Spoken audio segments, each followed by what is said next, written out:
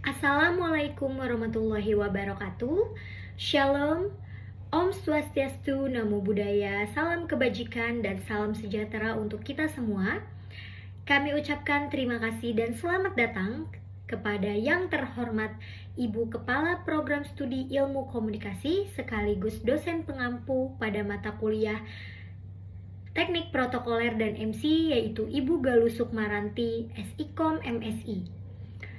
Dan sekali lagi kami ucapkan selamat datang kepada seluruh hadirin yang sudah hadir dalam seminar yang bertemakan Pariwisata Indonesia melalui Desa Wisata. Puji syukur kepada Allah Subhanahu wa Ta'ala, pada hari ini kita diberikan rahmat dan karunia-Nya sehingga kita bisa berkumpul pada kesempatan yang baik ini di dalam keadaan sehat walafiat. Perkenalkan, nama saya Nur Hadijah yang akan memandu berjalannya acara pada kesempatan kali ini. Pasca pandemi COVID-19, pemerintah terus berupaya melakukan inovasi dan adaptasi untuk membangkitkan pariwisata Indonesia yang dilakukan di berbagai kota. Berbagai strategi dan langkah dilakukan dengan tetap memperhatikan faktor kenyamanan, kesehatan, keamanan, dan wisatawan. Kementerian Pariwisata dan Ekonomi Kreatif atau Kemenparekraf mengajak agar para pelaku pariwisata mulai dari pemerintah, masyarakat, swasta, akademisi hingga media agar bersinergi dalam pemulihan pariwisata. Sejalan dengan itu, berbagai kebijakan dan program diluncurkan oleh pemerintah untuk mendukung pemulihan industri pariwisata yang ada di Indonesia. Salah satunya yaitu melalui pengembangan desa wisata di era normal baru ini.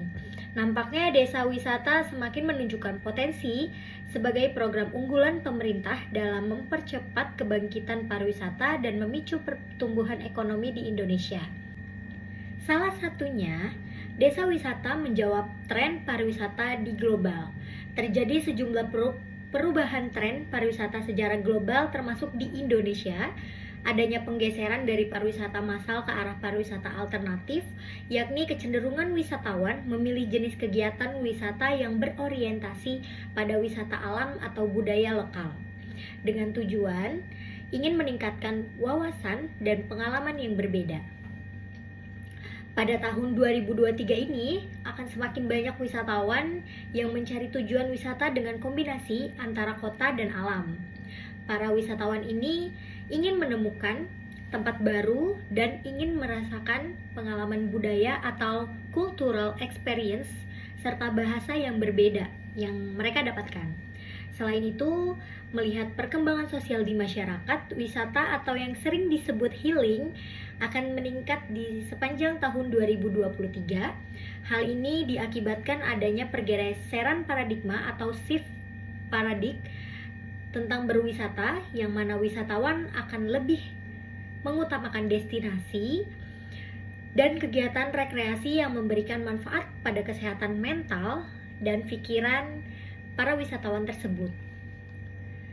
Tren pariwisata ini kemudian akan mendorong munculnya produk wisata yang dikemas dengan mengedepankan budaya, alam, dan hal-hal unik yang menjadi potensi daerah-daerah tertentu, contohnya di kota-kota di Indonesia. Fenomena tersebut dapat dimanfaatkan oleh Indonesia melalui pengembangan desa wisata.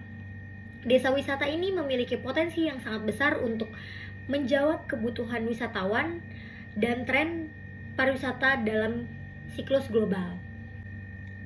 Perjalanan dengan tujuan pendesaan akan semakin mendapatkan momentum pada tahun 2023 ini. Wisatawan akan memilih ke pedesaan yang mengedepankan rasa aman, nyaman, bersih, sehat, dan selaras dengan keberlangsungan kehidupan yang ada di lingkungan tersebut. Individu-individu juga dapat membentuk jaringan dan interaksi untuk mendukung satu sama lain bersama dengan aktor-aktor negara dan pemerintah daerah. Salah satu praktik para diplomasi adalah sister city atau sister province, sebuah konsep di mana terdapat dua daerah atau dua kota secara geografis atau administratif dan politik berbeda namun sepakat menjalin hubungan kerja sama secara sosial antara masyarakat dan budaya. Melalui sister city ini, pemerintah dapat menjalin kerjasama yang fokus pada pengembangan desa wisata melalui kegiatan yang bersifat kultural, seperti aktivitas yang menonjolkan sisi seni dari kebudayaan daerah, dari kuliner, dan serta kearifan lokal lainnya untuk dikemas menjadi produk wisata yang menarik minat wisatawan, khususnya wisatawan mancanegara atau bisa disebut Wisman. Tidak hanya itu, melalui para diplomasi, pemerintah daerah dapat memperkenalkan wisata virtual reality sebagai bentuk adaptasi pasca pandemi COVID-19 yang sebagaimana Kemenparekraf telah memperkenalkan wisata metaverse, yaitu pengalaman menjelajahi keindahan pada wisata Indonesia dengan teknologi metaverse. Metaverse dapat menjadi alat pemanasan untuk destinasi agar lebih menarik, interaktif bagi para wisatawan yang akan datang ke Indonesia. Dengan demikian, para wisatawan akan tertarik melakukan perjalanan setelah mengunjungi secara virtual. Mengingat di level internasional, sejumlah desa wisata di Indonesia mendapatkan pengakuan bahwa hal ini dapat mendorong keberhasilan pelaksanaan Sister City. Kerjasama Sister City juga dapat berkontribusi pada gaining trust atau meningkatkan kepercayaan Wisman terhadap pariwisata di Indonesia tersendiri. Jumlah kunjungan Wisman dinantinya menjadi cerminan atau daya saing pariwisata Indonesia di antara negara-negara tetangga dan destinasi global lainnya.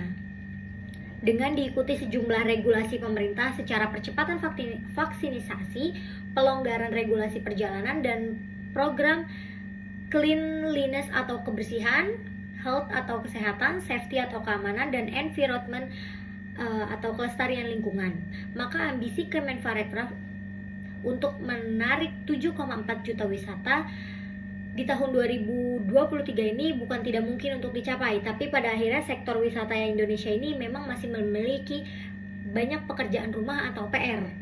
Kombinasi dan sinergi antara semua pihak sangat dibutuhkan agar mampu melahirkan kebijakan yang tepat sasaran, tepat manfaat, dan tepat waktu. Keberhasilan pengembangan desa wisata bergantung pada perencanaan strategis, kebijakan dan program pusat dan daerah, termasuk partisipasi aktif masyarakat.